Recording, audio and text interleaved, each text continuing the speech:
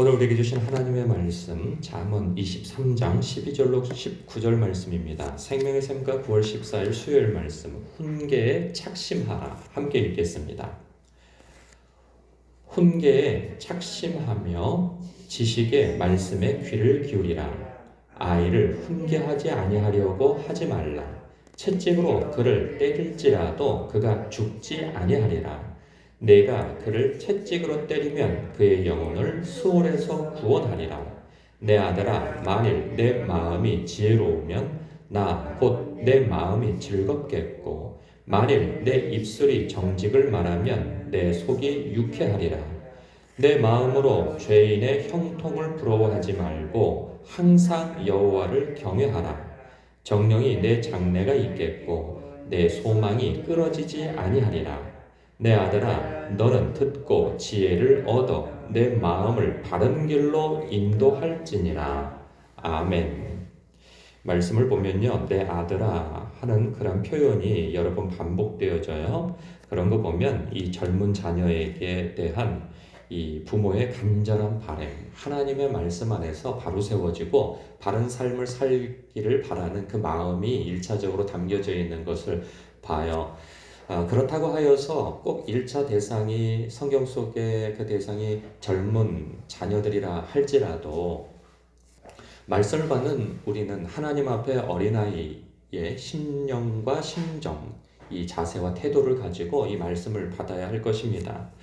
그런 의미에서 12절에 이렇게 교훈하고 있죠. 훈계에 착심하며, 착심한다고 하는 것은 이 어떤 그 일에 마음을 붙이라는 거죠. 그래서 훈계에 착심하라는 것은 훈계를 마음에 간직하라 이런 말씀이죠. 그래서 훈계를 마음에 간직하며 지식의 말씀에 귀를 기울이라.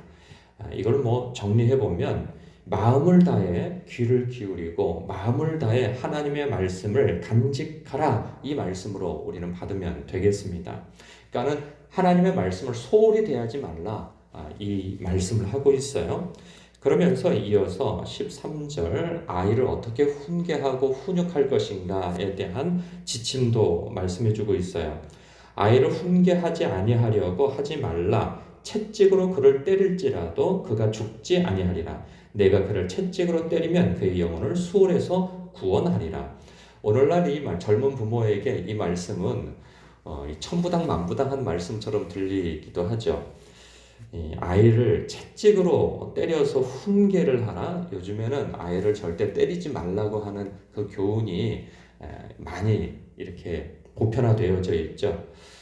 이게 양극단에 처하면은 그 좋지 않다는 생각이 들어요. 저도 어린 아이를 키우는 부모로서 여기에서는 아이를 훈계하는 것에 대해서 이렇게 목적이 있는 거죠. 그래서 필요하다면 아이에게 매를 듣는 것을 주저하지 말라 그렇게 말씀하는데 이게 참 어렵습니다. 아이에게 매를 들기 시작하면 이것이 부모의 감정이 들 때가 굉장히 많아요.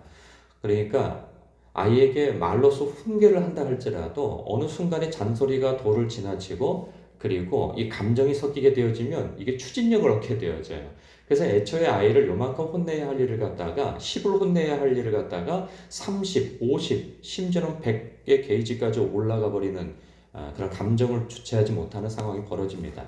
그러니까 훈계가 목적인데 화풀이가 나중에는 돼버린단 말이죠. 이것을 절제하고 부모가 아이에게 바른 교육을 한다는 게 훈계를 한다는 게 보통 어려운 일이 아닙니다.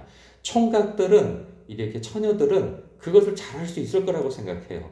그런데 아이를 매일 대하고 가까이서 지켜보며 아이의 그러한 좋지 않은 것들을 발견하게 되어질 때 그것을 훈계하고 혼내는 것이 그렇게 만만하고 쉬운 일이 아니라 하는 거죠. 그러다 보니까 또 한편으로는 아이를 그때그때 훈계하고 혼내는 것에 대해서 부담감을 갖다가 애가 이러다가 기죽지 해가지고 아예 또 방치를 해버리는 그런 일도 많단 말이죠.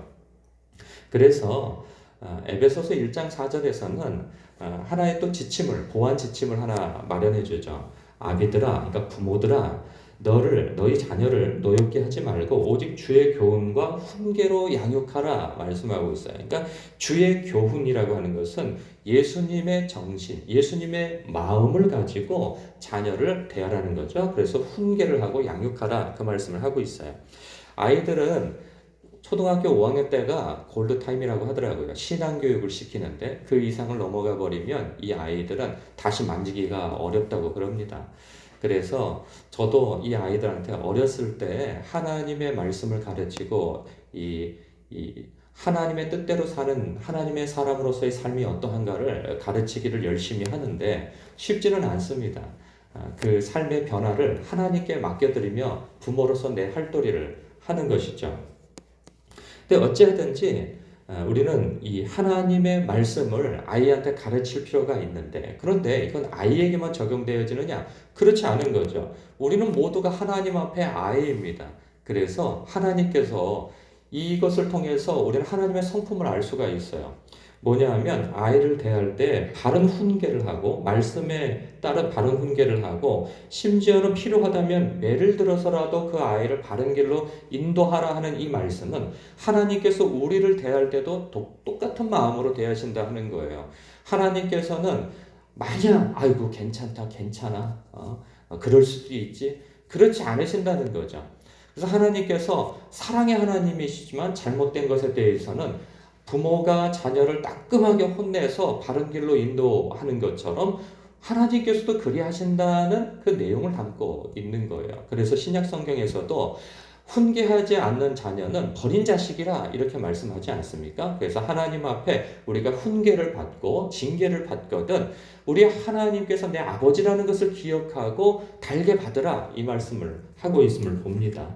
그래서 내가 어린 자녀를 훈계하는 것이 하나님의 말씀과 주님의 성품에 따라 훈계하고 교훈하고 또한 하나님 앞에 나의 태도 또한 어린아이처럼 하나님 아버지께서 나를 이렇게 말씀으로 훈계하시는구나 라고 여기며 말씀을 받을 수 있어야 할 것입니다. 15절 이하를 보면 내 아들아 만일 내 마음이 지혜로우면 나 곧 내 마음이 즐겁겠고 만일 내 입술이 정직을 말하면 내 속이 유쾌하리라. 이것은 내 마음이 즐겁겠고 내 속이 유쾌하리라 하는 것은 부모의 마음이기도 해요. 훈계하는 부모의 마음, 교훈하는 부모의 마음. 그러나 더 본질적으로 가면 하나님의 백성에 대한 하나님의 마음이 또한 되겠죠. 그래서 내 아들아 만일 내 마음이 지혜로우면 이것은 앞에 말씀 그러니까 하나님의 말씀을 따라서 네가 지혜로운 삶을 산다면 곧 내 마음이 즐겁겠고 그리고 16절 만일 내 입술이 정직을 말하면 이 앞에는 이런 것이 숨겨져 있어요. 하나님을 의식하고 내 입술이 정직을 말한다면 내 속이 유쾌할 것이다. 이 말씀을 하고 있는 거죠. 그래서 하나님 정리해보면 하나님의 말씀을 따라서 지혜로운 삶을 살고 하나님을 의식함으로 정직한 삶을 살게 되어진다면 하나님께서 우리를 향하여서 즐거운 마음과 유쾌한 마음을 가지신다. 우리는 그렇게 이 말씀을 받아야 할 것입니다. 그래서 17절 내 마음으로 죄인의 형통을 부러워하지 말고 항상 여호와를 경외하라.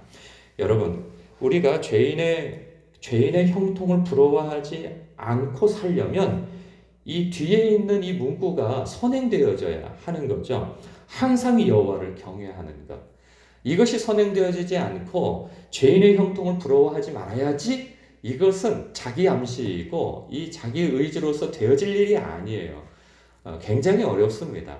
사람은요, 더 큰 가치를 발견하기 이전까지는 그 이전의 가치를 붙들게 되어져 있어요. 그래서 앞에 어제 본문이죠. 어제 본문 같은 경우에는 관원이 차려놓은 밥상에 가서 먹기를 조심하고 악한 눈이 있는 사람, 악한 눈이 있는 자가 또 음식을 배설하고 할 때 그 앞에서 음식 먹기를 조심하라고 하잖아요. 그 앞에 차려놓은 음식, 그것은 그 재물이라고 하는 거죠. 그 재물을 그 사람들이 이렇게 내놓을 때 너에게 그 높은 사람이, 돈 많은 사람이 왜 너를 불러가지고 그걸 차려주고 너에게 좋은 말을 해가면서 그것을 내 손에 쥐어주겠느냐라는 거예요. 그것을 통해서 나를 이용하여서 더러운 곳에 자기 손 묻히지 않고 이렇게 악한 것을 통하여서 유익을 얻으려고 하는 목적에서 나에게 그렇게 밥상을 차려준다 하는 그 얘기를 하고 있지 않겠어요? 그런데 사람이 왜 그것에 대하여서 자꾸 창념하는가? 물질과 유행과 높은 자리, 성공, 번영, 이것이 이 세상을 살아가는데 필수 조건이고 꼭 필요한 것이며 이것을 하지 않으면 인생에 있어서 나는 도태되어지고 나는 쓸모없는 존재가 되어진다 라고 하는 이 세상적 가치에 사로잡혀 있으니까 이것을 붙잡게 되어질 수밖에 없다는 거죠.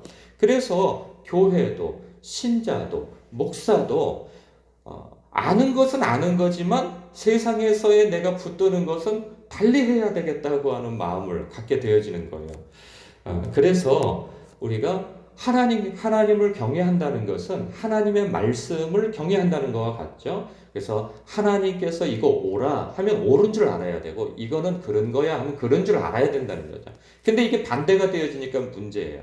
하나님께서 이거는 가치 있는 거야 하는데 아닌 것처럼 보이는 거죠. 세상 것이 더 가치가 있는 것처럼 보이고 하나님께서 이건 가치가 영원한 것이 아니야. 그러니 둘 중에 하나 선택하려면 영원한 가치를 붙들어야 돼 라고 말씀하시는데 그렇지 않은 것 같은 거예요. 이것이 더 가치가 있어 보이는 것이죠. 세상 것이.